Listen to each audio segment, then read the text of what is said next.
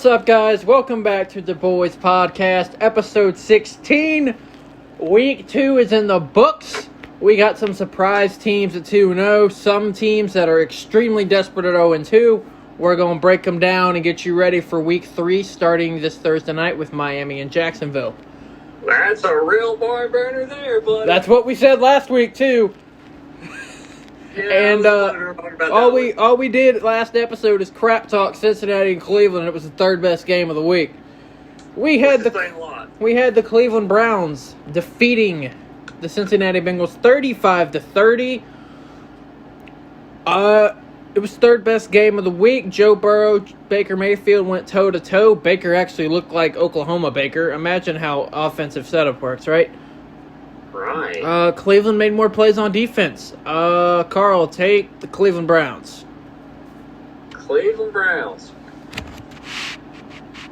I will say that going into this game, I don't remember the last time I was so wrong about a football game that was going to be bad or good, I should say. Having a little bit of difficulty on my end. We'll get there. We'll get there. I am gonna go into the Bengals real quick while you're dealing with that. Yeah, you're good. Go ahead. For the Cincinnati Bengals, Joe Burrow, 37-61. Oh my! 316 yards, 3 touchdowns. Pretty damn good. You really don't want to see your rookie quarterback throwing the ball 61 times, especially when you have Joe damn Mixon behind him, who didn't play that much for some odd damn reason. Joe Burrow had 16 carries for Joe Mixon for 46 yards. Tyler Boyd, 7 catches, 72 yards and a touchdown. Mike Thomas added a touchdown, and so did tight end C.J. Uzomah, and he went down with a season-ending injury. That is going to be something you're going to hear a lot tonight. Yeah. It was ridiculous. Burrow was sensational. He looked like a 10-year vet out there, just carving up a pretty solid Cleveland defense. As far as the Bengals, they're obviously not going to be a good team, but Joe Burrow's looked really good in his first 2 weeks. I really thought they might have won this game. I just think the way Cleveland came out on offense, and Carl will get here into the stats for them here in just a second. I just think Cleveland, they just played better in certain aspects. But the Cincinnati Bengals, they did look really, really good. I do agree. I agree with everything you just said, just basically right off the top. You don't want to see your rookie quarterback throwing the ball 61 times because it's not a good recipe for success in the NFL. Going into Joe Mixon not getting carries, it seems to be the offseason of we're going to pay our running backs a whole lot of money and then just not give them the ball. Of course, I noticed that with Dalvin Cook yesterday, too. Yeah, they paid Dalvin Cook all of this money to get the same amount of touches as Alexander Madison. That has nothing against Alexander Madison. He's a great player, but you don't pay a guy all the money that you paid him to basically sit on the bench half the game. Yeah, going into the Browns. Yeah, going into the Browns, Baker Mayfield, 16 for 23, 219 yards, 2 touchdowns and an interception. That first touchdown he threw to OBJ, insane throw on the run. Now, wasn't a touchdown, but is what it is. Was a touchdown, but we'll count it. And this backfield is insane. It's lethal, man. Nick Chubb, 22 carries, 124 yards, 2 touchdowns. Kareem Hunt, 10 carries, 86 yards and a touchdown. OBJ caught a touchdown out of the backfield. OBJ caught the touchdown we were talking about. Kareem Hunt added another touchdown through the air. It was a really good game to kick off the week, which is usually not something that happens on Thursday Night Football. For some reason, the league is like, hey, let's put the worst game of the week on Thursday night. It's usually what happens. Indeed. But yeah, this game was really good. It was really fun. But I think it was really fun to watch. I think for both teams going forward, Cleveland needs to do more of that. They need to do a lot more of that. And with Cincinnati, they got to get Joe Mixon more involved, and you cannot let Burrows throw the ball 60 times. However, he did complete them with 40 of those, so that was positive. As far as for next week, Cleveland is back at home hosting the Washington football team, and the Bengals are in Philadelphia taking on an extremely desperate Eagles team. Very much so. Righty. All right, you want to roll into the Giants? Went to Soldier Field to play the Bears. A Bears team coming off a big win in Week 1 over Detroit, a game they shouldn't have won, but here we are, DeAndre Swift. Yikes. I'll take the Giants. Daniel Jones, he didn't look good. He looked okay. He didn't look good though. 241 yards on 25 completions and an interception. Saquon Barkley only got 4 carries in this game, 28 yards. Unfortunately, torn ACL, done for the year. Evan Ingram led the team in targets and reception yards, and receptions, of course, with 6 catches for 65 yards. Dion Lewis out of the backfield got a rushing touchdown on 10 carries. Only averaged 2 yards a carry, though. And they added Devonta Freeman about an hour ago, officially, to sign that contract, to add to that backfield. Yeah. And Blake Martinez led the defense with 8 tackles. Julian Love got an interception, and your boy James Bradbury got an interception. That was an insane interception, by the way. Yeah, that was absolutely insane. I've been very vocal about Carolina's offseason on this podcast. No. Them not re-signing Bradbury was a stupid move. I absolutely agree, especially since y'all had money just, chilling. Yeah. I think the Giants looked as good as they could with Saquon being out. It sucks for him. The injuries this week were so bad. So sad to see. Let's see. Going into the surprising Chicago Bears, Mitchell Trubisky, 18 to 28, 190, 2 touchdowns, 2 picks. Back to old Mitch.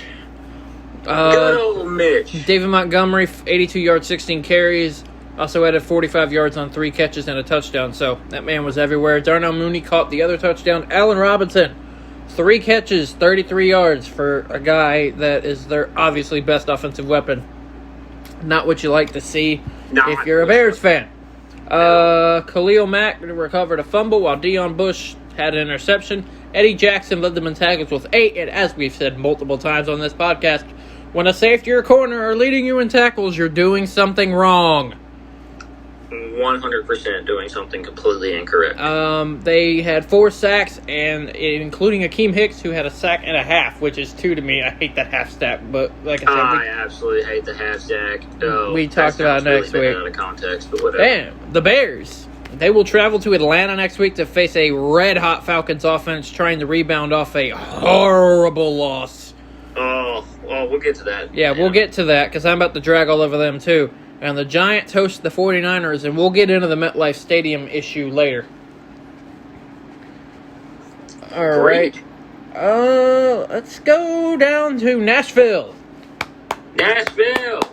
For the Tennessee Titans defeated the Jacksonville Jaguars 33-30. I tell you, man, this Jaguars team are some fighters. They are. They really are. Gardner Minshew came out firing again, as he did against my poor Indianapolis Colts in Week 1. Oh, my God. I'm still so salty, and it's almost Week 3. But whatever. I digress. Gardner Minshew, 30 for 45, 339 yards, 3 touchdowns. Did throw 2 interceptions, and they weren't great interceptions. He still doesn't make very good decisions with the ball sometimes. He tries to force a lot. He's got the Brett Favre mentality. Yep.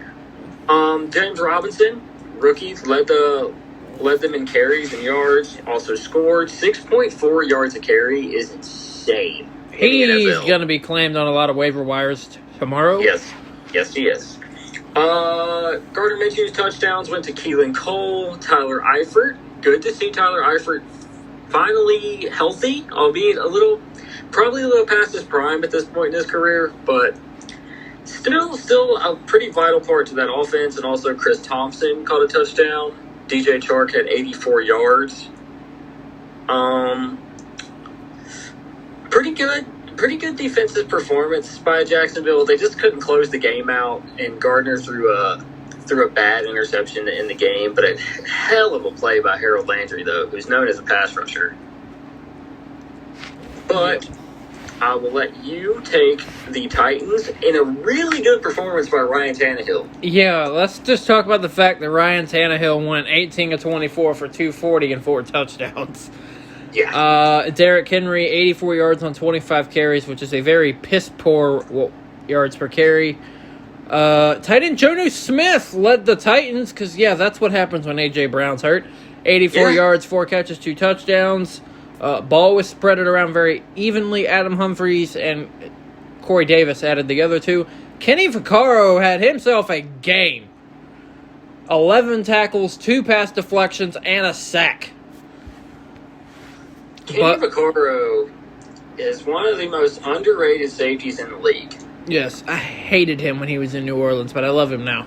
Yeah, he's so insane. He plays the ball so well. Malcolm Butler also had 11 tackles. What's with all these corners leading teams in tackles this year? Well, it's kind of clear when your quarterback's throwing the ball 87 times a game that somebody's got to tackle him. Yep. Yeah, that was Jacksonville, Tennessee. The Jacksonville Jaguars are hosting the Miami Dolphins in an in-state matchup, and the Titans are on the road facing another desperate team, the Minnesota Vikings. Sorry, Jordan. Alrighty. Pick your next game. Let's see. What are we feeling? How about we just jump into this disgrace of an ending to the Cowboys-Falcons game? Oh, God. I'll let you kick off with the Cowboys. I'll let you run with this for a second. All right. Dallas Cowboys come back to beat the Atlanta Falcons 40-39 in my second best game of the week. Falcons had 3 multiple double-digit leads, 20-0, 26-7, and 39-24. As far as Dallas is concerned, this is the best game of Dak Prescott's career. Agreed. Plain and simple. 34, 47, 451 rushing touchdown. 1 passing touchdown and 3 rushing touchdowns on 5 carries for 18 yards. Literally led the team on his back. Zeke struggled early as he had a couple fumbles, but he rebounded for 89 yards and a touchdown on 22 carries. C.D. Lamb. That man. Breakout. 6 catches, 106 yards. Amari Cooper, 6 catches, 100 yards, including an incredible one-handed catch, but if Dak would have thrown that better, it would have been a walk-in touchdown. We ain't going to talk about that, though. Amari Cooper is ridiculously slow. Yes. Dalton Schultz, though. 88 yards, 9 catches, and a touchdown. Injured Blake Jarwin. Yeah. Crazy game. Defensively, I don't really have anything defensively for either team because there was no defense. There was almost 80 points. We gave up on defense a long time ago. Yeah, now, Dallas did get lucky with the fact that the Falcons forgot how to field an onside kick, but Carl will get into that, and then I'll add my 2 cents because I still cannot comprehend what they were doing. I've watched the replay of this thing like 10 times. I don't get it. But Carl will take the Atlanta down south Falcons. The Falcons in the dirty, okay, in the ATL, have one of the most lethal offenses that I've personally ever seen. But they can't stop anything. And they're 0-2 because they can't stop anything. Oh, before you get into them, speaking of the Falcons, because isn't this cute? They announced today that they are going to start hosting fans in a limited capacity starting week 5 against the damn Carolina Panthers. Woo! Just so y'all know before Carl goes into this, since 2014, the Atlanta Falcons are 10-2 against the Carolina Panthers, and they are undefeated against the Panthers at home. They haven't lost to them since 2013 inside the Georgia Dome / Mercedes-Benz Stadium. Y'all, if you could have seen the pain on Ian's face when he just said that. Like, I'm telling you. Oh my god. Teams have their, rivals that they don't play well against. I don't even know why we show up to Falcon games anymore. Anyway, take the Falcon stats. Falcons. Matt Ryan, 24 for 36, 66.06, never gonna stop, ever. Completion percentage, 273 yards, 4 touchdowns. Todd Gurley looked bad. He just looked bad. He hasn't looked of good. course, Cowboys' defensive line is nothing to sneeze at. No. Also, I don't really understand why you got to give the ball to Gurley when your freaking weapons are playing like this. Right. 21 carries, 61 yards. His longest rush of the day was only for 8 yards, and that's only 2.9 yards a carry. Calvin Ridley. Calvin Ridley. This man is turning into an elite receiver. He had 7 catches for 109 yards, 2 touchdowns. Julio Jones had 2 catches for 24 yards, and they still put up 39 points. I just will say this thing about Julio. The whole thing of this game changed when he dropped that when he dropped that pass from Russell Gage, which, by the way, was a beautiful throw for a wide receiver. Right.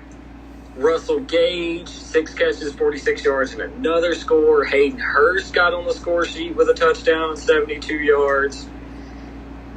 Nothing, as you said, there's nothing to say defensively about this game.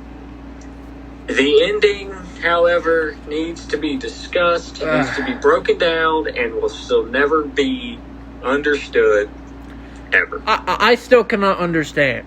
Okay, I might not understand the onside kick rule, but only the fielding team has to wait 10 yards to touch the ball. The team that is trying to prevent the recovery from happening can touch it whenever they want. They can touch it when they want, but no, you have 4 Falcons staring at the ball.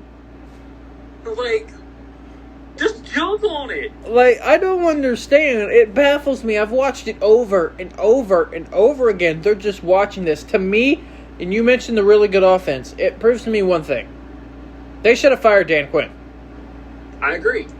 Dan Quinn is still Falcons fans calling for his head to this day. Like, I don't understand how you can have that of a lethal offense and be 0-2. It just doesn't make any sense. But, not to discredit the Cowboys, Greg Zuerlein, that might have been one of the greatest onside kicks I've ever seen. It was. No, I mean, it was the Falcons' stupidity, but it was a great onside kick. And then he stepped in and banged home the winning field goal. Greg Zuerlein.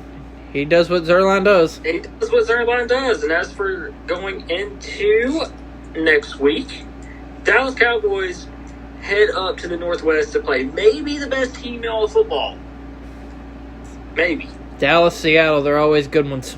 And Chicago and Atlanta, it welcomes the 2-0 Chicago Bears to town. And if they score 40 points and somehow lose to Chicago and Dan Quinn doesn't get fired, I'm going to cry live on this podcast next week. Alrighty. Just cry. Where are we going to go next? You know where we're going to go? Where are we going? My favorite game of the week. I love watching the Saints get their ass kicked. Oh. We're going to Vegas. Allegiant Stadium is gorgeous. I guess that's what happens when you spend billions of dollars for nobody to be there. I actually watched this whole game. I actually missed quite a bit of this one. I wasn't very into this matchup. I'm just going to tell y'all that are listening to this podcast, the Las Vegas Raiders are a real good team.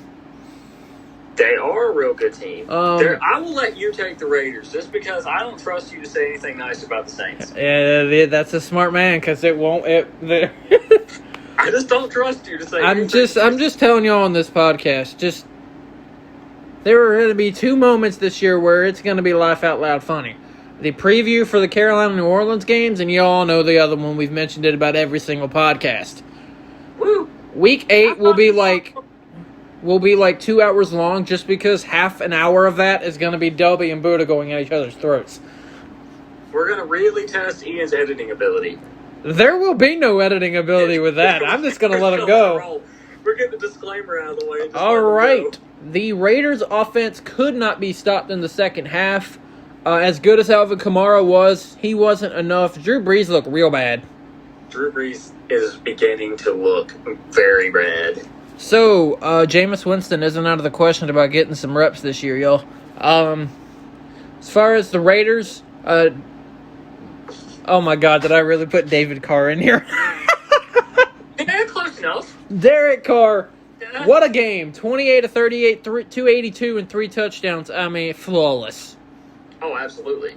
Josh Jacobs, 88 yards on 27 carries. Their lone rushing touchdown was from Jalen Richard. Darren Waller is the top 5 tight end in football. Let's just start putting that where it is. If y'all don't know Darren Waller's story, look it up. That kid was legitimately about one decision away from not ever playing football again. 12 catches, 103 yards and a touchdown. Zay Jones and Alex Ingold had the other 2. Wow. So, remember what we keep talking about with corners and stuff? Damon Arnett led the Raiders in tackles with 7, including a really good goal line stunt, which saw a really scary situation involving the Raiders' star safety, where he collided with the camera cart.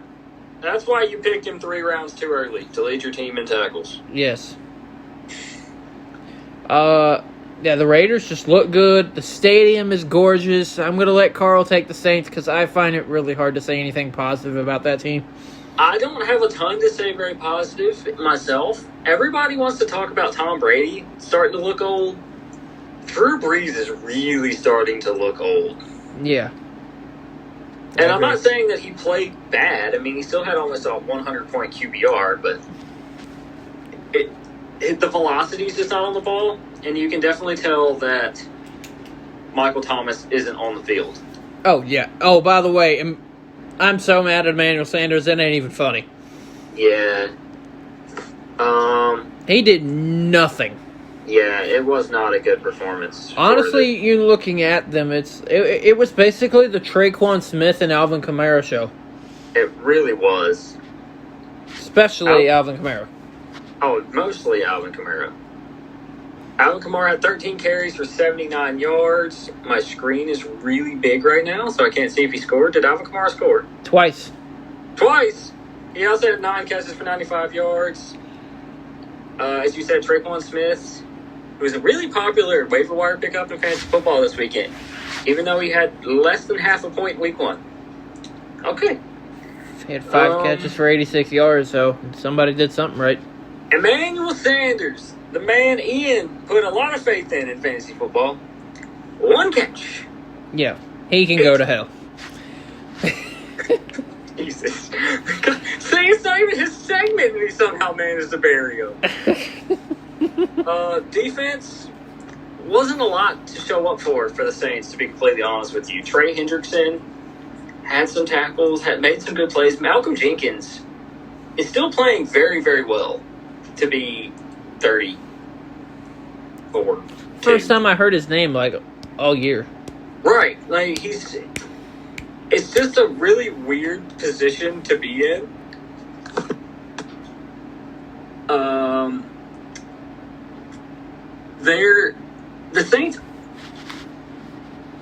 The Saints need to get this figured out, or else they're going to be in danger of potentially not making the playoffs. Yeah, I can see it. Like, I don't, and their tests don't get any easier next week because Green Bay is rolling into the Dome. No, and Green Bay looking real good. And Aaron Rodgers is playing like a very pissed off Aaron Rodgers. You know what? For the Raiders, yeah, they go to Foxborough to play maybe the best quarterback in football at the moment. Don't even get me started. Oh, no. Don't even get me started on that. Oh, no. We'll talk. Right, Carl, pick a game. Pick a game. Let's talk about my boys turning it around. Oh, boy. Jordan, I'm sorry for what you're about to hear. Indianapolis, after one of the most embarrassing losses of Week 1, if not the most embarrassing loss of Week 1, they had the Purple People Eaters rolling into town. Purple People Eaters, they didn't do anything. Well, they're purple. Okay, they're still purple.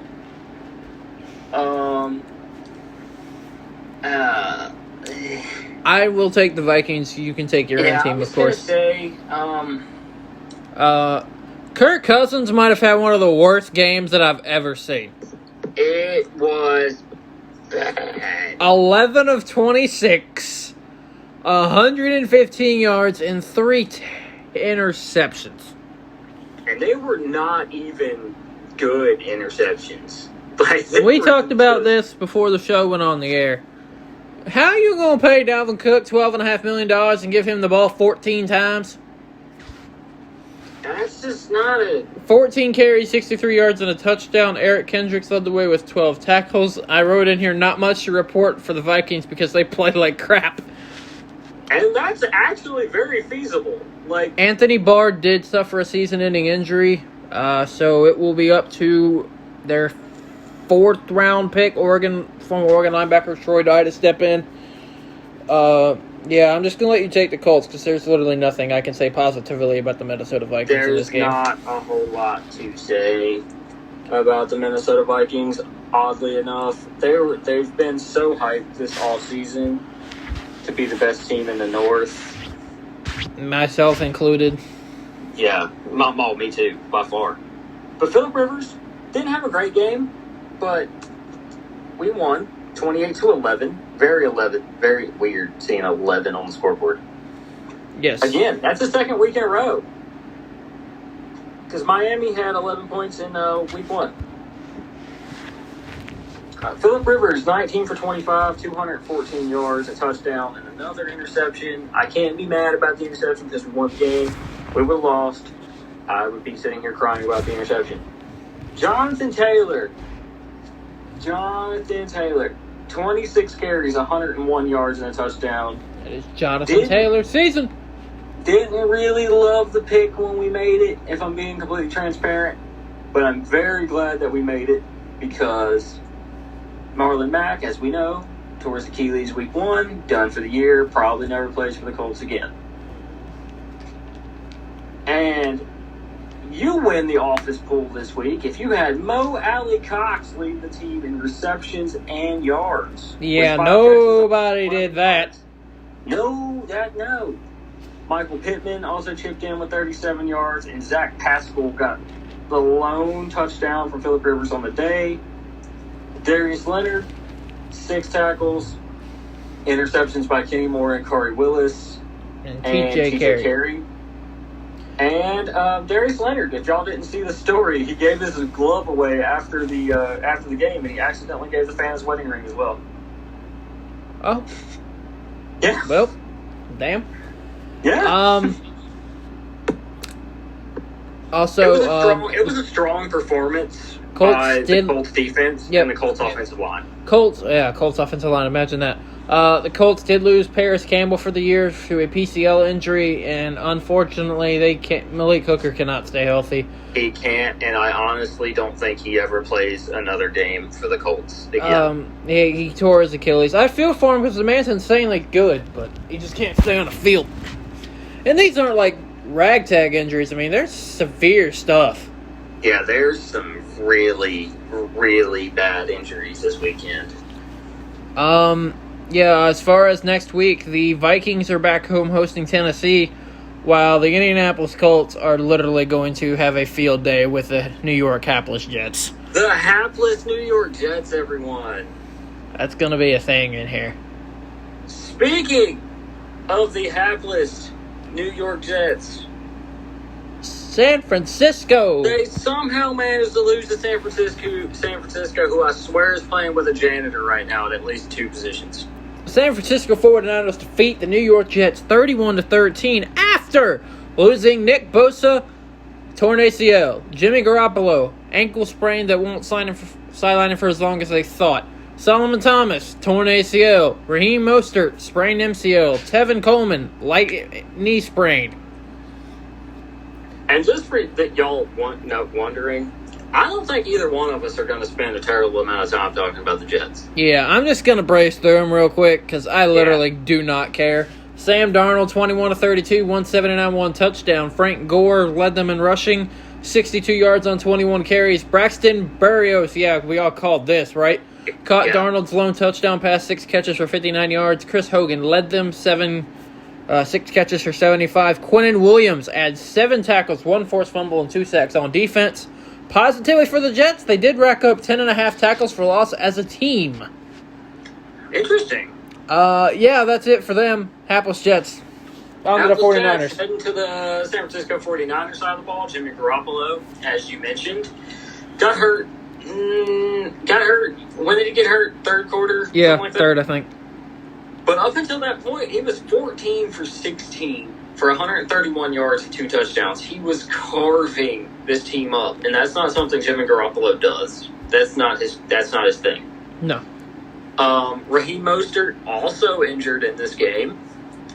8 carries, 92 yards, but he got 80 of that on the first play of the game. Jerick McKinnon, often injured Jerick McKinnon, stepped in very, very valiantly with 3 carries for 77 yards and also scored.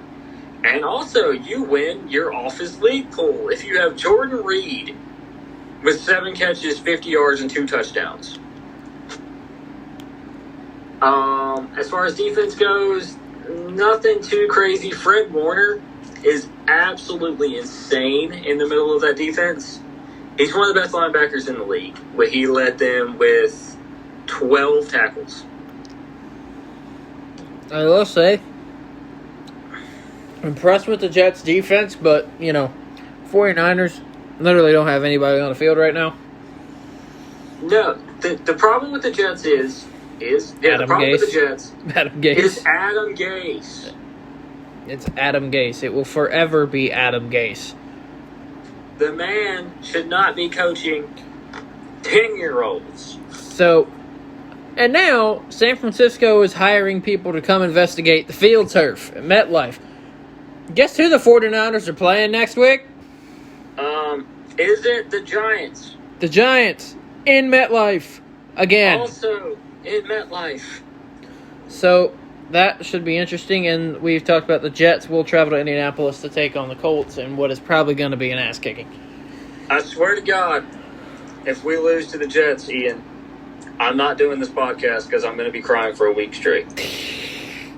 Swear to God. All right, let's go down to Tampa. Tampa. Oh, Carolina and the Tampa Bay Buccaneers. I do not want to hear anybody or any analyst saying how well Tampa played, because if it was not for Teddy Bridgewater, this game would have been a Panthers victory, because Tom Brady put up 68 yards of total offense in the third quarter and halfway through the fourth on one of the worst defenses in the National Football League. Yeah, so far through 2 weeks, Tom Brady just doesn't look like he has the zip on the ball. I feel like it's going to come in time, but and how they like have to do something to help him out. The NFC South is all over the place right now. Really is.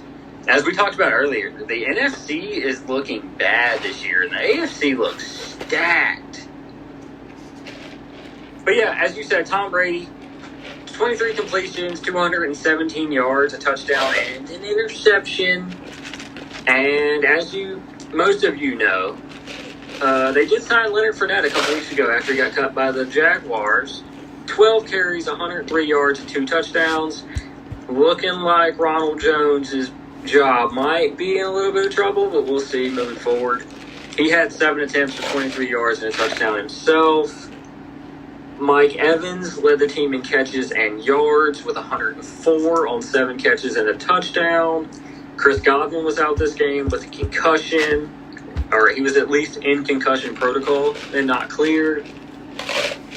And speaking of insane linebackers, Devin White led this defense with 15 tackles. And I'm going to let Ian take over for the Carolina Panthers. Okay. Teddy Bridgewater. I love this man. But his stats do not show how bad he was. 33 of 42 for 367 and 2 interceptions. For a guy that prides himself on not turning the ball over, I don't know where the hell he was throwing that screen pass to. Yeah. The other interception, I don't know. And he also fumbled the football trying to be a freaking hero.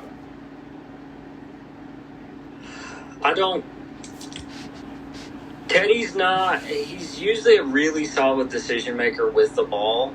I think Tampa was just doing some very exotic stuff that he hadn't seen. He was I could care less about the 360 yards. You threw 2 picks, you fumbled once, you had 3 turnovers, and you're the reason we lost.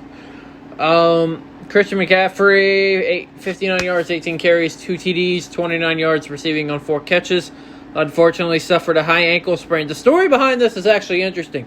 He suffered the injury in the first quarter, but played through it until he had to take himself out. Yeah. I saw that. DJ Moore and Robbie Anderson. I think he re-aggravated, or he injured it or re-aggravated it pretty well on that touchdown run. Yep. DJ Moore, Robbie Anderson both went over 100 yards. DJ, 8 catches, 120. Robbie Anderson, 9 catches, 109. Teddy, yeah, we talked about his interceptions. Robbie Anderson also had a fumble. So that obviously doesn't help. You're not going to win games in the National Football League when you turn the ball over 4 times. You're just not going to. As we talked about with the corners, Russell Douglas and Jeremy Chinn led the Panthers in tackling. Jeremy Chinn is everywhere. I love this man. Playing so well. He had 8. Douglas had 9, I believe. Yes. He stepped in pretty well after coming off the Eagles. It's just, there's no tight end presence for Carolina. The offensive line is still abysmal. They have 0 pass rush. Their linebackers are one of the worst trios in football. Their secondary is young. As you can tell, ladies and gentlemen, there's no bias here whatsoever. It's just nasty on defense in terms of awfulness. Yeah. Offense has potential, but with Christian out, I honestly don't see this team winning football games anytime soon. No, and I don't either. And that gets tough next week because you're going in to SoFi Stadium to play the Chargers. And who knows if this is Tyrod Taylor's team or Justin Herbert's team or... We're going to get into that here in a second because I'm an Oregon fan and I'm very strong about Justin Herbert. I have called him out before due to his issues that he had coming out, but we'll get to him in a second. And as for Tampa Bay, they go to Denver against... And this matchup was much more intriguing on paper until injuries happened this Sunday, but we'll get to that shortly as well. All right, let's go out to L.A. for the Kansas City Chiefs and the Los Angeles Chargers. It was supposed to be Tyrod Taylor, but he suffered chest pains pregame after a rib injury in practice. He had to be taken to the hospital. So with about 5 seconds of notice, in comes rookie quarterback Justin Herbert out of Oregon with 0 prep against the defending champions. Goes 22 of 33 for 311, 1 touchdown, 1 interception, which is a kind of a rookie mistake. He also added a rushing touchdown. He was excellent. He was. He looked like he's been here before. He was fantastic. He went toe-to-toe with the best quarterback in the NFL. He did, and they should have won this game. Yes, they should have. Herbert's touchdown was caught by another rookie in Jalen Guyton? Yes, sir. Keenan Allen, 96 yards on 7 receptions. Austin Eckler, 93 yards rushing, 16 carries. Hunter Henry, 6 catches for 83 yards. How good has Kenneth Murray Jr. looked? Kenneth Murray has looked insane. He's all over the football field. 10 tackles and a pass deflection. I just can't say how good Justin Herbert was, and I just don't understand Anthony Lynn or his comments or his reasoning. How can you look at this game with no prep against the Kansas City Chiefs and say this man is not your starter for the rest of the year? Like, I don't get it, and that's not bias coming from the fact that I'm an Oregon fan. That's just common sense looking at the way this team played with Tyrod and looking at the way this team played with Herbert. I absolutely agree with you. I definitely think Justin Herbert played his way into at least getting another game. And I'm telling you, we'll take him back out. Yeah. I'm going to let Carl take the Chiefs, but I don't understand how Justin Herbert can't be at least getting another shot with a full week of prep and seeing where you go from there. against a no offense, not good Panthers team. You don't got to say no offense. I know. Speaking of the Chiefs, just another Kansas City performance. At this point honestly, people were saying how, oh wow, they looked not very good. They weren't expecting Justin Herbert. Right. There's probably not a more dynamic starter backup duo than Tyrod Taylor and Justin Herbert in this league. They play completely different brands of football. Oh, yeah, not even close to the same player archetype. But yeah, this is just another basic Kansas City Chiefs performance. 27 for 47 for Patrick Mahomes, 302 yards, 2 scores. His touchdowns were caught by Travis Kelce and Tyreek Hill. Both of them had over 90 yards. And the scores, Travis Kelce had 9 catches. Clyde Edwards-Helaire only had 10 rushing attempts this game for 38 yards. They really didn't need him to do what he did in week 1. He still looked really good with the touches that he got. And as far as defense goes, Damian Wilson led their team with 12 tackles. And Derek Nandi from the defensive tackle position had 8 tackle assists, which is insane. They also got an interception from Jarius Sneed. At this point in time, you just kind of recycle what you say about the Chiefs because we see it every single week now. Yeah. On the next week, the Chargers, as you said, are hosting the Panthers. Kansas City, on the other hand, is traveling to Baltimore to take on the Ravens in the game of the week next week. We're really going to find out how good Baltimore and Kansas City are next week. We are, and let's stay with the Baltimore Ravens while we're here. Heading for this week. Houston, we have a lot of problems. Yeah, I wonder why.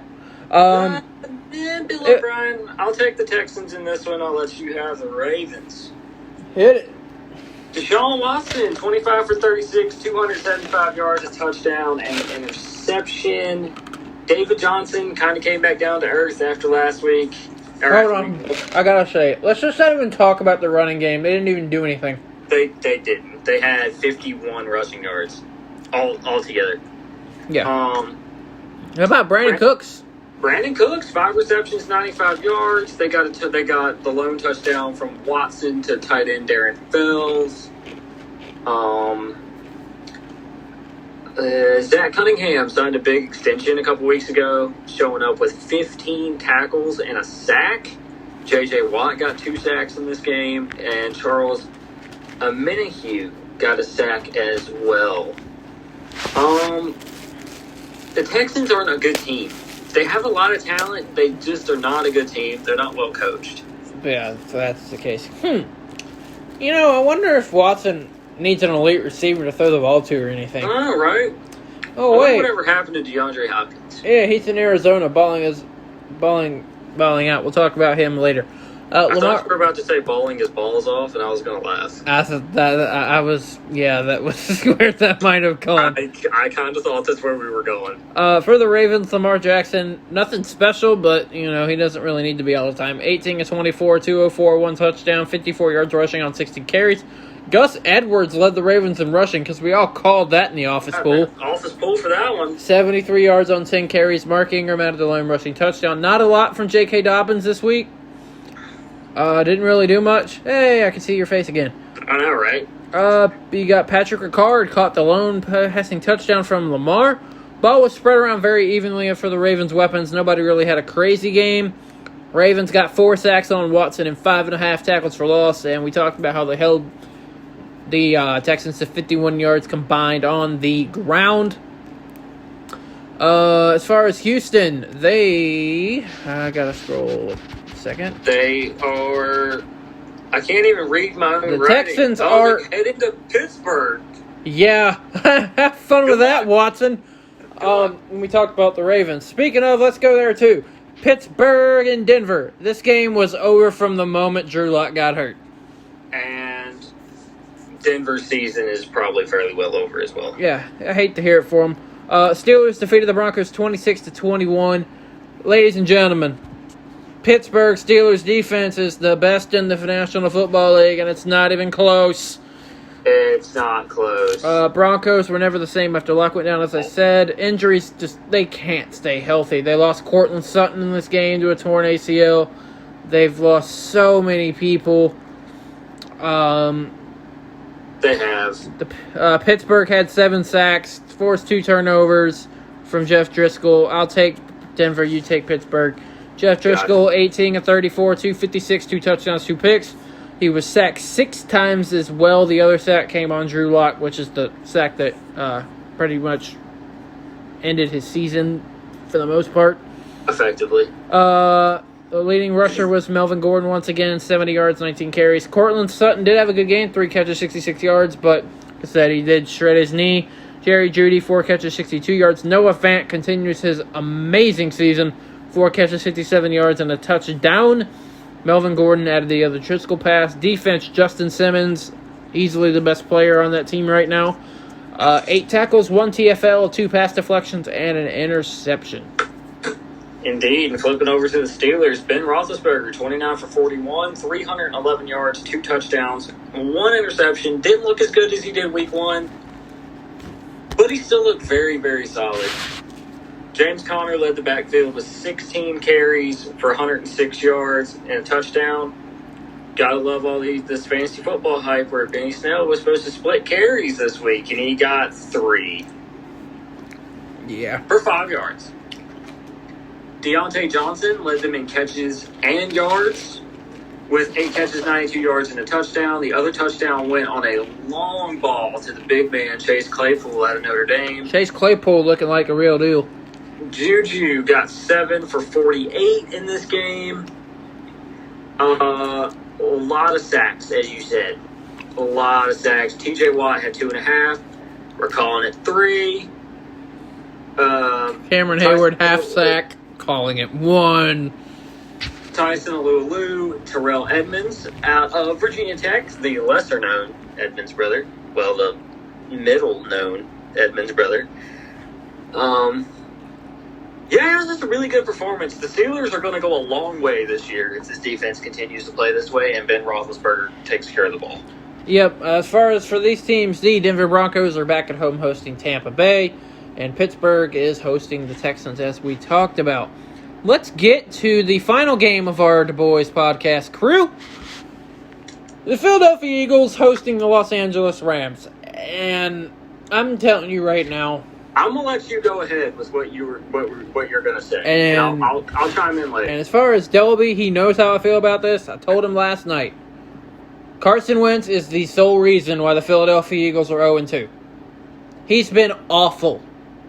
He has looked very, very bad. The Eagles got off to a slow start. They couldn't get back on track. The Rams could not be stopped on offense. Welcome to the NFC West, ladies and gentlemen, the toughest division in football, and it's not even close. All 4 teams are 2-0, correct? All 3 teams are 2-0. San Francisco's 1-1. Oh, yeah. The darn Niners in there. 7,000 injuries. Yeah. I'll of course take Philly. Carson Wentz, 26 of 43, 242, 2 picks. Carson Wentz, terrible to start the season. If he does not start playing better, he will be sitting on the bench. I'm telling you that right now. Yes. Did they know what they were doing all along? Yeah, I told him that last night. I was like, they took Jalen Hurts for a reason. Did they know what was about to happen? As far as rushing, it was led by Miles Sanders in his debut for this season, 95 yards, 1 touchdown on 20 carries. Deshaun Jackson leading the Eagles in receiving. I was real confused. I was like, wait, what? 64 yards, 6 carries. Offensive line was great. Carson Wentz keep holding on to the ball too damn long. I just can't say anything good about Carson Wentz because if he doesn't play better, if they go to 0-3, I do see Jalen Hurts being the starter in Week 4. But you know who does look good right now? Jared Goff. The guy that was taking 1 pick before Carson Wentz. Jared Goff, 20 for 27, 3 touchdowns. All to one person. All to one person. Mr. Tyler Higbee, Mr. Big Time, showing up for fantasy football folks. They had 7 different players get a rushing touch in this game. Cam Akers got hurt, tore some rib cartilage. He's going to be out for a little bit. Seems like it's going to be a Darrell Henderson, Malcolm Brown backfield, which could be pretty electric, honestly enough. I feel like they knew what they were doing when they let Todd Gurley walk, or they released him, I should say. Yes, I agree. Cooper Kupp, 5 catches for 81 yards. Tyler Higbee, 5 catches, 54 yards, and 3 touchdowns. Micah Kaiser in the middle of that defense, 16 tackles, a 4 Wahoo wah. Yeah. And Troy Hill and Darius Williams added interceptions. For some reason, I could not read the name Darius to save my life. I was staring at it, and I was like, what does that say? The Rams are in New York taking on the Bills, and the Eagles are back at home hosting Joe Burrow and the Bengals. I just to touch back on what you said, the Eagles fall to 0-3. They have nothing to lose by playing Jalen Hurts. Nope, nothing. And I'm telling you, while the NFC East is all over the damn place, that's an understatement. I don't see a way where Dallas doesn't win this division. Right. If the Eagles don't present them as competition, the Cowboys are going to win this division by like 8 games. Yeah. God help me. Or help us. I can't do it. No. Since we said Buffalo, let's go on to them. They defeated the Miami Dolphins 31-28. Miami did not go away in this game. Back and forth defense. Miami doesn't give up. They're just not there yet to compete with Buffalo. Man, I can't wait for this New England-Buffalo game. You mean MVP candidate Josh Allen? I will take the Dolphins. Ryan Fitzpatrick, 31-47, 328, 2 touchdowns. So much better than he was in Week 1. Looked good. Yeah. Looked very good. Jonathan Howard added 1 running touchdown. Everyone's favorite Madden player, Mike Gesicki! That man is insane. 8 catches, 130 yards, and a touchdown. Devontae Parker added a touchdown and 5 catches for 53 yards. Look at Isaiah Ford! Virginia Tech stand-up. 76 yards on 7 catches, and Nick Needham led them on defense with 12 tackles. Hit the Bills. Hit the Bills. I feel like we could have done a much better pun there, and we just kind of missed the opportunity. It's too late now. Josh Allen, 24 for 35, 417 yards, 4 touchdowns. Y'all understand how insane those numbers are? Devin Singletary led the backfield with 10 attempts for 56 yards. They don't really need to run the ball. They don't need to do that. They had catches by 9 different receivers in this game. They lost tight end Dawson Knox to a concussion. Stephon Diggs led the way with 8 catches, 153 yards, and a touchdown. John Brown caught. See, I was not even going to say anything about Stephon Diggs. Oh my. Gabriel Davis and Reggie Gilliam also caught touchdowns. I'm not going to lie to y'all. I don't know who Reggie Gilliam is. I really have no clue. Yeah, I honestly had never heard the name before I went and looked up his stats. As far as defense goes, Levi Wallace, hashtag cornerback tackle committee. With 10 tackles, Mario Addison had 3 tackles, a sack. They got a forced fumble from Vernon Butler. There you go. Carolina Pride. Yeah. Vernon Butler. Yeah. And Micah Hyde had 9 tackles. As for next week, we've touched on this. The Rams-Bills might be one of the best games of the year. And Dolphins are Jacksonville. play Thursday night against Jacksonville. Maybe if I crap on this game enough, it'll be as good as last Thursday was. This game's going to be really bad. I have a feeling. And Detroit. Green Bay. You know what's funny? I told our friend at work named Stephanie, Detroit was playing well, then they didn't score another point. I know they were pretty well in command of this game. And then Aaron Jones happened. Yeah. I'll take Detroit. Matthew Stafford, 20 of 33, 244, 2 touchdowns, 1 pick. Doing Matthew Stafford things. Yeah. The Lions had 89 yards rushing as a team. They literally still cannot figure out this position. No. The lone rushing touchdown came from Kerryon Johnson. There's still no Kenny Golladay. He's supposed to be back for week 3, and my fantasy team will thank the fantasy gods. Me too. But look at T.J. Hawkinson impressing again. 4 catches for 62 yards. More than one good game. And Marvin Jones and Marvin Hall. Both of the Marvins caught Stafford's 2 TDs. Jeff Okudah looked meh. He didn't look great. But to be fair, not really fair to him asking in his first game going against Devontae Adams, who didn't do much, which is a scary proposition. And he's very unlikely to play next week. Or this week, I should say. Yeah, heard that. But speaking of Okudah, he led the Lions in tackles with 7. We've talked about this over and over again. Aaron Rodgers and Aaron Jones. Aaron Jones specifically. Are you serious? I'll let Carl take it from there. Yeah. Just so y'all know, the Packers scored 42 points, and Aaron Rodgers had 18 completions. Yeah. What happens when Aaron Jones puts up 9 yards a carry?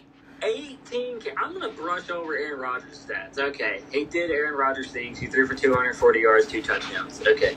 Aaron damn Jones, 168 yards on 18 carries and 2 touchdowns. 9.3 yards per carry. 9.3 yards a carry. And you might be thinking, that's just stat inflation. No. Jamal Williams, 7.9 yards a carry. Yeah, Detroit can't stop the run. Carolina Panthers type defense out here. Exactly.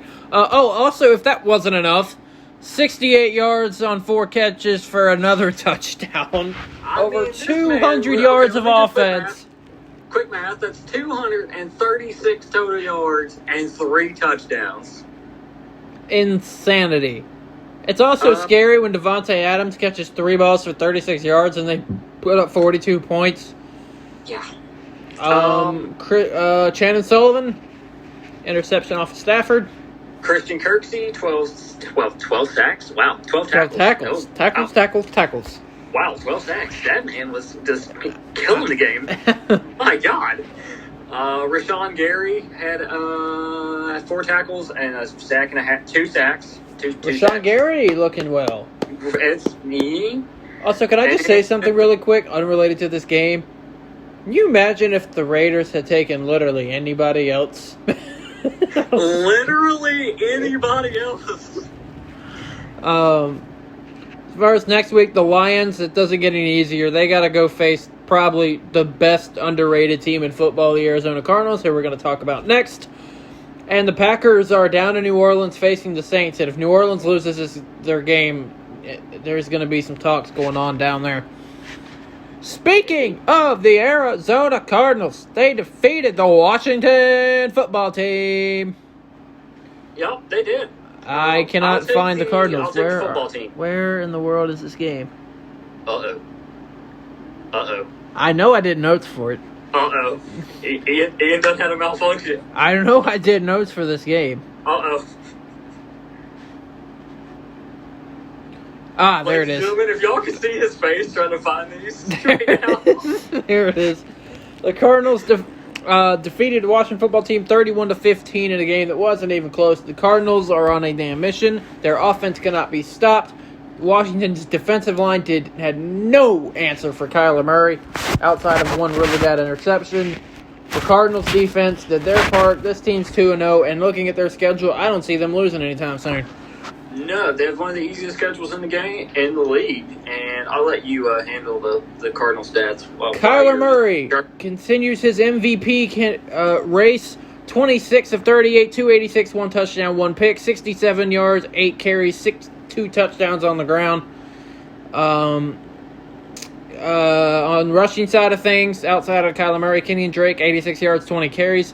DeAndre Hopkins continues to give the Houston Texans 2 middle fingers. Yep. 8 catches, 68 yards, and a touchdown. 3 guys had over 50 yards beside Hopkins. Larry Fitzgerald, 7 catches, 50 yards. That was the main one, I think. Christian Kirk and Andy Isabella, Carl's main go-to in our Madden League from last year. That man's unstoppable, okay? They forced 2 fumbles. They sacked Haskins 4 times, and they had 8.5 tackles for loss. That's insane. So that's the Cardinals. Now to the football team. That's just stupid to say. I hate saying that. Yeah, I do too. Okay, Dwayne Haskins, 19 for 33, 223 and a touchdown. Didn't look bad, in all honesty. They can't run the ball. They have 87 running backs and can't. They're the Lions. Pretty much. But better. Yeah. Pretty much. Antonio Gibson had 13 carries for 55 yards. They didn't run the ball a lot. They were behind early. So, Antonio Gibson had a touchdown. J.D. McKissick, welcome back to the league. Forgot you were a thing. 8 carries, 53 yards. Scary Terry McLaurin highlighted the game for the football team. That's so stupid to say.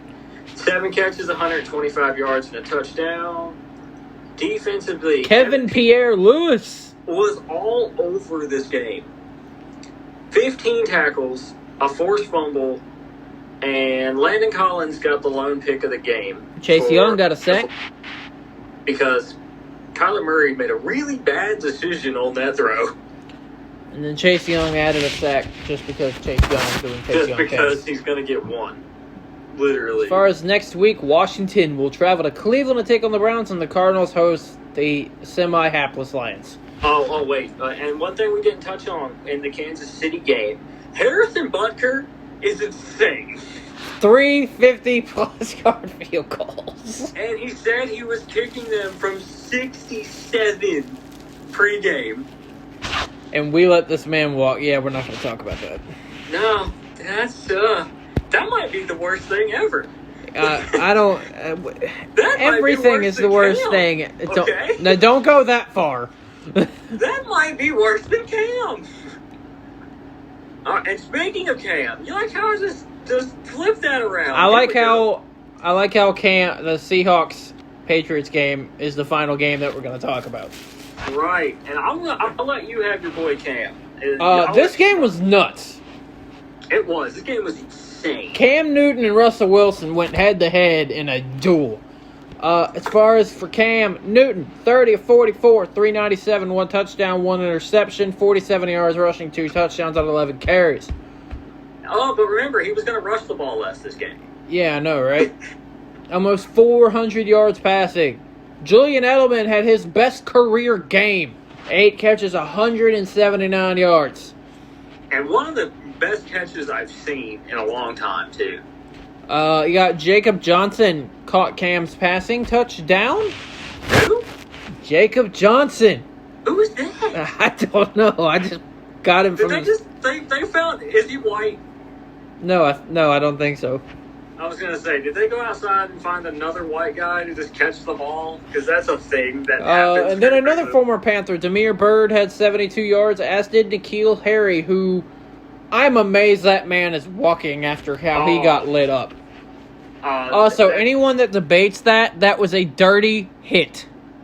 It was a very dirty hit. It was also a ball that Cam should have never threw if Hospital he pass! N'Keal Harry's life. Okay. Yeah, the Patriots were really good offensively. There was no defense really to be found in this game. But also, DK Metcalf against Stephon Gilmore. This got physical. I'll let Carl go into the DK stats, but this Patriots secondary is one of the best in football, and Russell Wilson carved them apart like turkey on Thanksgiving. Ooh, now I need a nap. All right, then.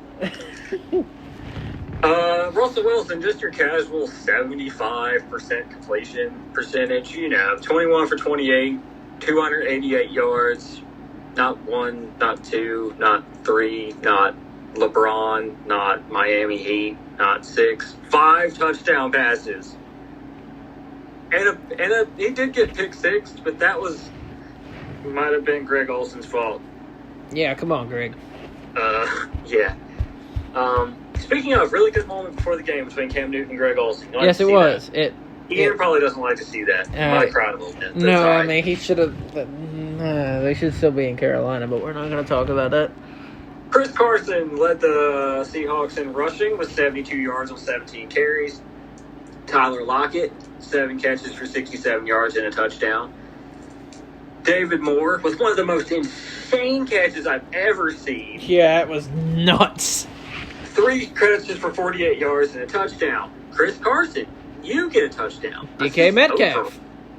DK Metcalf, you get a touchdown over the best corner in the league. Also at 92 yards. Oh, and Freddie Swain, you can have a touchdown too while we're at it. That was in the office pool, huh? Yeah, we had that one in the office pool. And on defensive side, Jamal Adams everywhere once again. Yeah, literally you got Bobby Wagner and Jamal Adams. Like, what are you going to do? 10 tackles, 1 sack, 2 quarterback hits for Jamal Adams. Patriots are at home hosting the Raiders, and Seattle are hosting Dallas. And that was week 2. Now comes week 3 predictions, and I tell you, this man has the best sheet I've ever seen in my life. I mean, if y'all could see it, you would be so proud. I love this thing. Oh man. Okay, just so y'all know, it's basically written in black chalk on the back of instructions on how to put a shelf together. TJ Maxx Home Goods life, boys. Yeah. They're gonna fire me. They'll be like, oh well, be alright. They ain't gonna do anything. Let's kick this off Thursday night.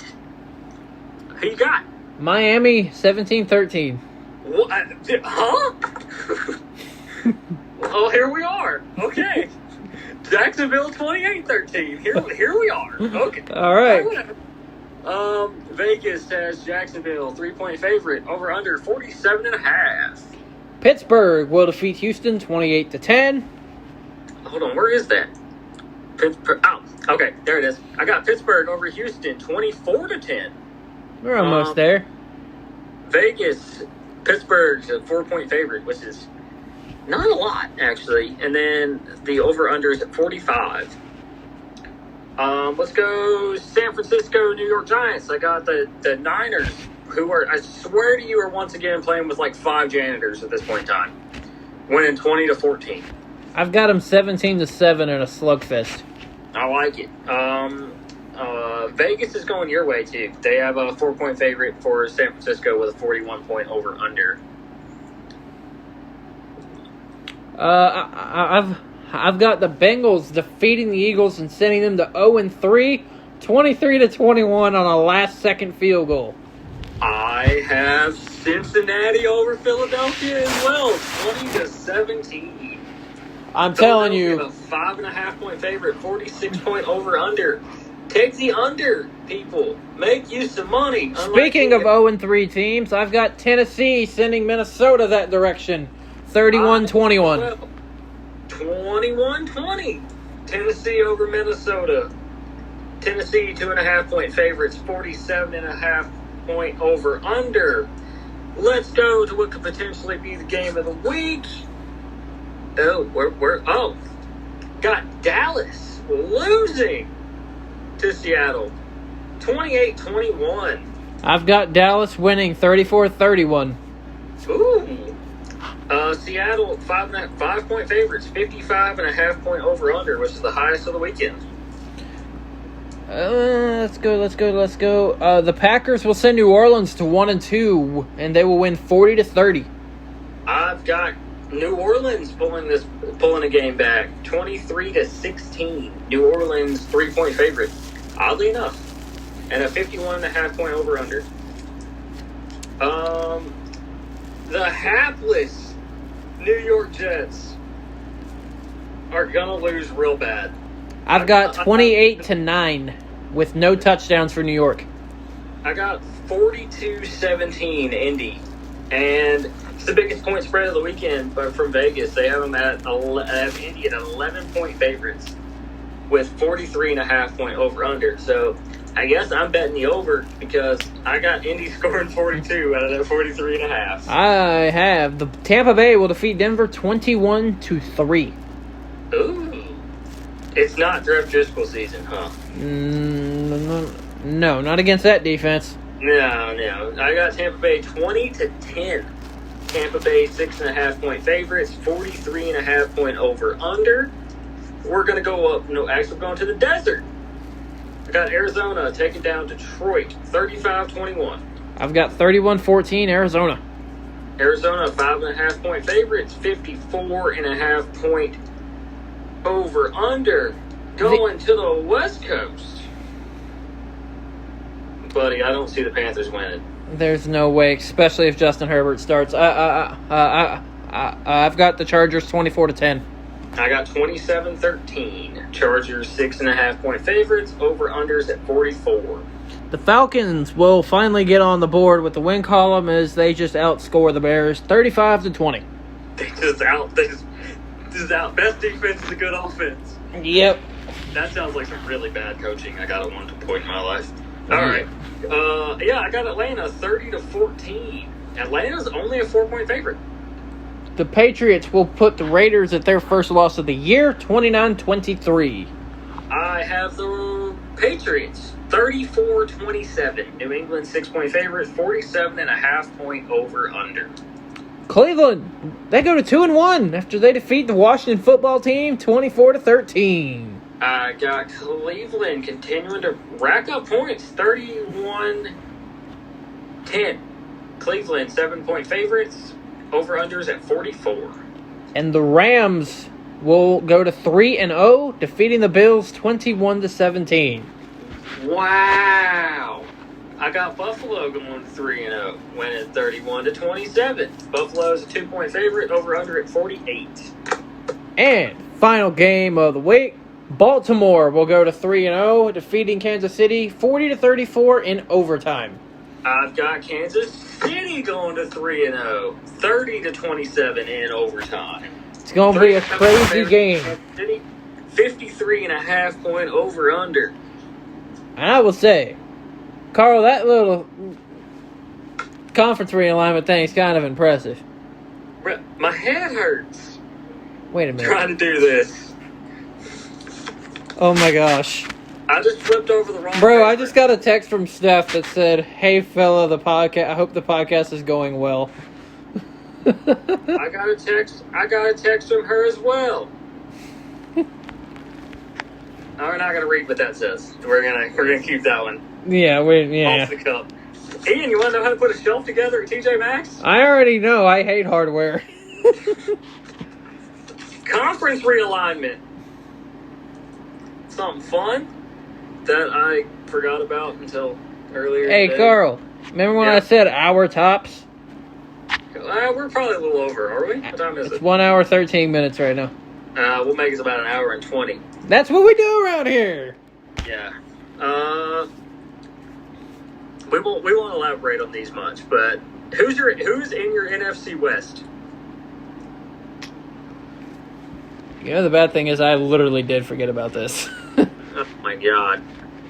So I'm just going to react to yours. Yeah, okay, that's fine. I'll read you mine. NFC West, I have the Rams, the Seahawks, the Niners, and the Raiders. I have no arguments there. The AFC West, the Chargers, the Texans, the Chiefs, and the Broncos. I would still have the Chargers and Rams in the same division, but Yeah, I wanted to divide them up a little bit. The NFC is where this guy gets. If y'all could see how many scribble marks I have on this paper. The NFC East, I have the Bills, the Giants, the Patriots, and the football team. ooh, no Jets. No Jets. The AFC East, I have the Ravens, the Eagles, the Panthers, and the hapless Jets. I mean, wait, did you say Baltimore and Pittsburgh? No, I have Baltimore and the Eagles. Oh, God. Oh, Lord. Panthers, Eagles twice a year. Oh, jeez. Oh, God. Oh, God. The NFC South. The Saints, the Cowboys, the Cardinals, and the Titans. What the hell did the Cardinals come from? Well, they're kind of in the South. They're just in the wrong half of the country.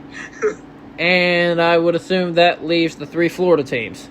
The 3 Florida teams and the Falcons. In the AFC South, the NFC North, I literally could have left the same, but I changed it just to be different. I have Green Bay, Detroit, Chicago, and Cleveland. Poor Cleveland. Poor Cleveland, man. Well, you got the Browns and the Lions in the same division. God help us all. The AFC North, I have Indy, Minnesota, Hey, that's twice a year. Cincy, and Pittsburgh. I like it. My brain hurt. I forgot there was teams, okay? I forgot the names of some teams, and I just kind of threw them in there. Yeah. All the scribble marks. Yeah, so I changed the East about 6 times. 6 times. 6 times.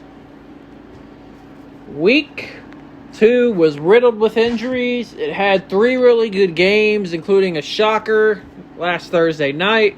Seattle and New England was exceptional. Atlanta and Dallas was exceptional. The Atlanta Falcons are a bunch of TJ Maxx Home Goods level morons. People, if you don't understand the amount of moronery, just picture the worst thing you could think of and make it worse. Yeah, that's the nice way of putting it. And just make it worse. Also, just to touch on something, as far as other sports go, we got a 1-1 series tie between the Tampa Bay Lightning and the Dallas Stars in the Stanley Cup Final. Saw that. Not much of a hockey guy, but... The Miami Heat are up 2-1 over the Boston Celtics in the Eastern Conference Final in the NBA. Who you got? Who you got in the finals? Well, I know who you're going to say, but who you got? Miami and the Lakers. Me as well. And I've got I've got the Lakers winning that in 5. I feel like if Miami makes it to the finals, they're going to win. I'd be okay with that. I really did. Ian's a Heat fan, in Yes. case y'all are wondering. Heat fan, yeah. No, I feel like the Heat can match up against the Lakers very well. Yeah, I do too. As far as on the baseball side of things, postseason starts in a couple weeks. Couple teams. That's insane. Yeah, a couple teams have clinched playoff spots. Yankees, Dodgers, White Sox. There's another one in there. Padres. Yeah, the Padres. Also, speaking of, MLB is expecting to have fans in a limited capacity for the Championship Series and the World Series. Aren't they bubbling Yes. for the playoffs? Mhm. I thought so. Yep, they are. How are they going to bubble with fans? That doesn't even make sense. I don't know. I'm all for it because fans kind of make baseball, honestly. They do. I've been very out of touch with other sports other than football. College football, not the same environment. I mean, to be fair, you are a Florida State fan, so. Hey. I mean, hey, I don't even know if Tech's going to be playing football this weekend because they can't stay off freaking COVID. COVID like it's drugs. Oh, it is for some of them people. They can't stay off the COVID. My God. Sorry, Dobie.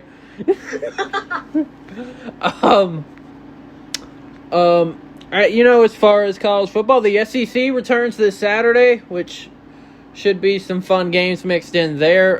Get to see if Florida's going to live up to their hype. Alabama will be Alabama. You see LSU start their national championship defense. Won't be a defense for very long. The Big Ten is coming back in October. They're going to play 8 games, which is basically just reasoning to get Ohio State in the college football playoff. Yep.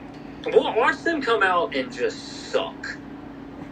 2020 would be the year. Steph, you're welcome for this.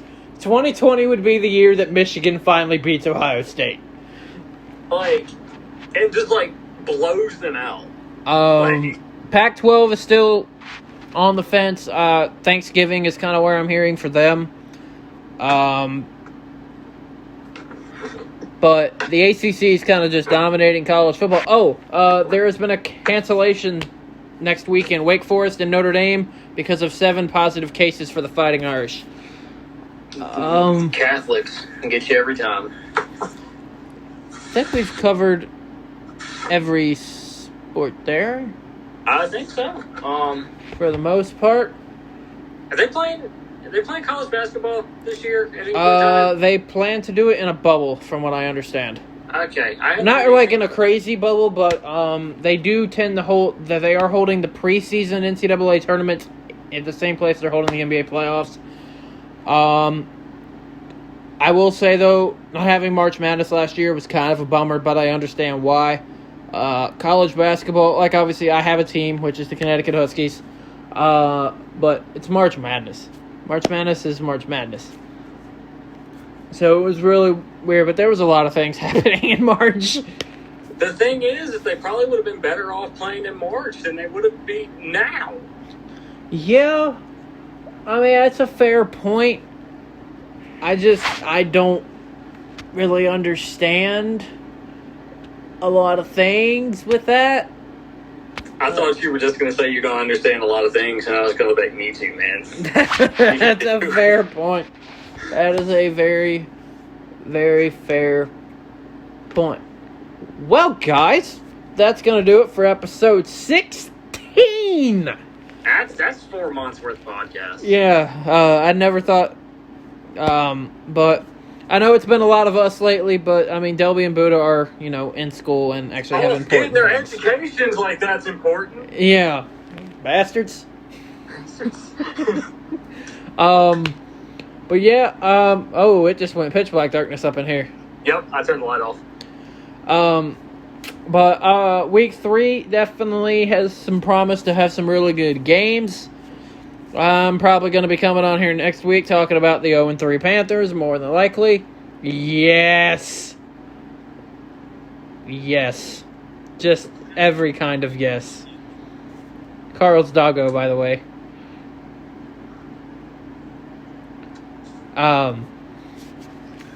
But yeah, week 3 definitely has some promise. It should be an interesting week as we approach closer and closer to what I am so looking forward to. Week 8. God help y'all's ears. Y'all have no idea. No. Carl doesn't even have any idea because he's never heard this. But yeah, we went through predictions for week 3. We broke down all the week.